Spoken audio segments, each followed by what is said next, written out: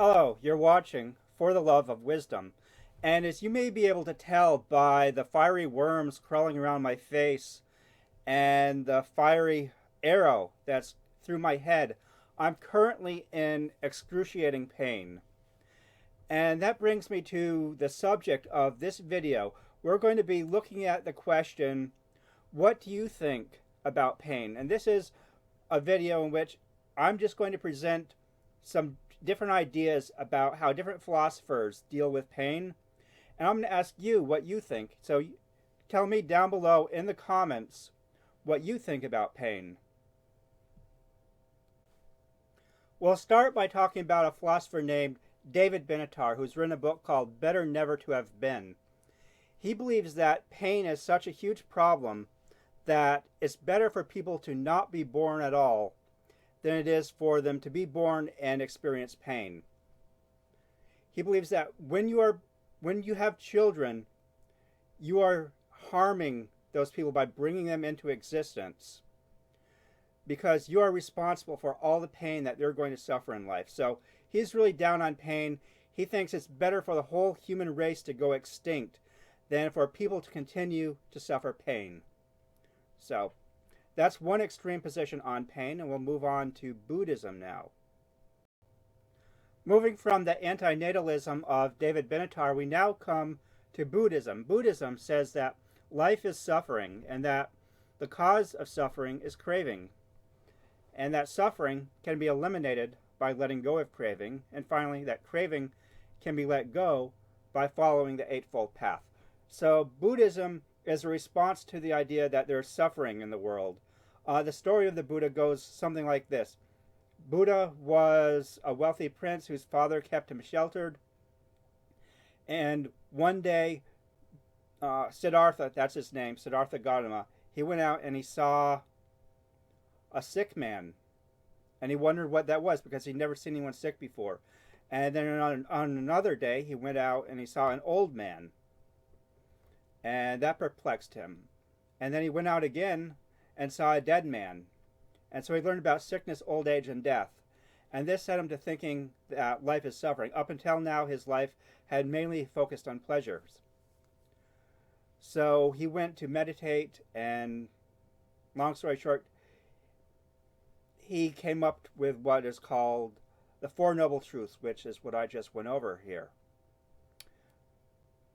And now we come to Taoism, and the idea in Taoism is that opposites are part of the same thing, that they're, say, flip opposite sides of the same coin.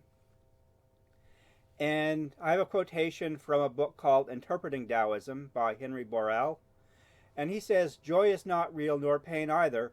Tao would not be Tao were you able to picture it to yourself as pain, as joy, as happiness or unhappiness, for Tao is one whole, and in it no discords may exist." And the idea here is you can't really know pain or pleasure without knowing the other. They're not separate from each other. You can't just have one in your life.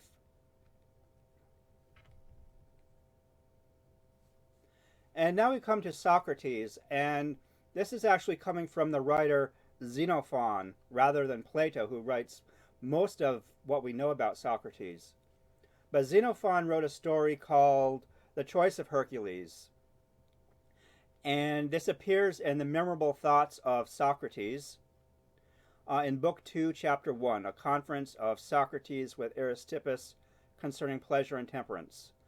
And I've quoted from two different translations here. What's going on in this story is that Hercules meets two larger-than-life women. They're basically personifications of different ways of living rather than actual people. And each one of them gives a lengthy speech to him, and I'm only going to quote to you a little bit of each speech. One of them says to him, "If you will choose me for your friend, I will lead you to that which is the most easy and the most agreeable. You shall taste all the pleasures of life in it, and be free from all its cares and troubles." And the other woman says to him, "There is nothing truly valuable which can be purchased without pains and labor." So one is offering him a life of ease and comfort. The other is offering him a life where he'll be able to accomplish things, but he's going to have to suffer and labor for them. And now we turn to Friedrich Nietzsche, a philosopher from the 19th century. And he's quoted in The Will to Power as saying, "To those human beings who are of any concern to me, I wish suffering, desolation, sickness, ill treatment, indignities. I wish that they should not remain unfamiliar with profound self-contempt, the torture of self-mistrust, the wretchedness of the vanquished. I have no pity for them, because I wish them the only thing that can prove today whether one is worth anything or not, that one endures." So he's not expressing hatred towards these people. He's saying that he wants them to grow, to become better people through experiencing hardship and suffering. Because he believes that hardship and suffering and pain help, shape a person.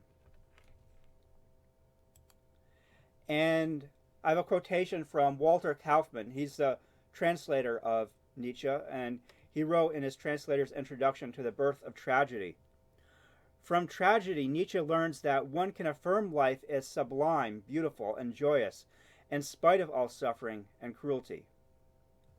And I quote a little line from Nietzsche from The Birth of Tragedy, as translated by Walter Kaufmann. "Pain begets joy. Ecstasy may wring sounds of agony from us." So, you say, joy and pain can be intertwined with each other. You can have one, each tends to bring about the other. Pain can bring joy, ecstasy can bring agony. And now we turn to some quotations from Michael Galvan's book, Winter, Friendship, and Guilt, The Sources of Self-Inquiry. And in the section I'm going to be quoting, Galvan is talking about Nietzsche's book, Thus Spake Zarathustra, which is about a character named Zarathustra who is based on a historical person known as Zoroaster, the founder of Zoroastrianism. Zarathustra is another name that Zoroaster is known by. So Galvan says, "Zarathustra suffers, not humbly and in agony, but proudly and with challenge. If one is to accomplish the status of overman, one must suffer in the way Zarathustra suffers, that is, gladly and proudly.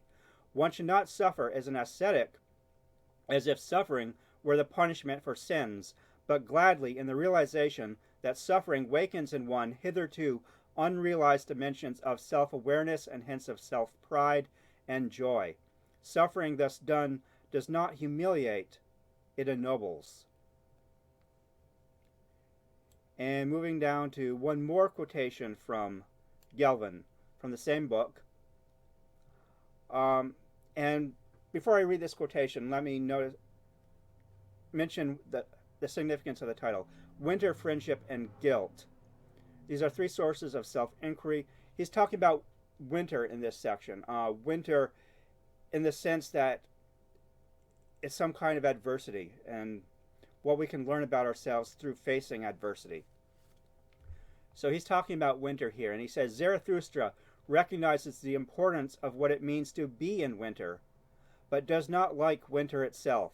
To be in winter is to be forced to sharpen and develop powers independently of nature. Zarathustra does not value the object winter. He values what it means to be in winter, that is, what he himself becomes."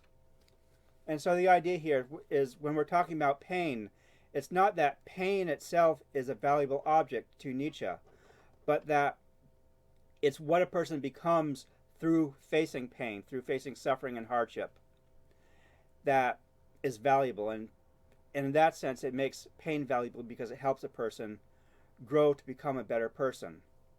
So these are some ideas about suffering, and just tell me down below what you think about pain. Are you an anti-natalist? Do you agree with Benatar? Do you agree with Nietzsche, who's basically the opposite of Benatar? Nietzsche is so pro-life that he wants to welcome and embrace, he would rather welcome and embrace pain as a part of life and accept life, to say yes to life, whereas Benatar wants to say no. and we have, some ideas that may fall in between. What is your opinion? Tell me down below. You have been watching For the Love of Wisdom, an educational channel on free thought, philosophy, and critical thinking. The video you've just seen is the first in a series in which I'm going to be posing questions to you. I will be going over some ideas on the subject from various philosophers and then asking what you think down in the comments.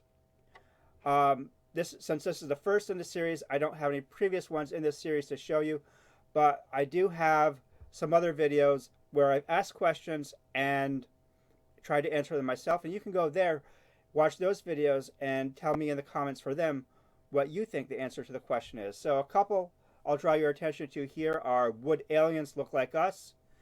And what is a cult? And if you've liked this video, please remember to favorite it or share it or like it down below so that you can spread the word of this video to other people. And if you want to see more videos like this, please remember to subscribe to For the Love of Wisdom, all one word.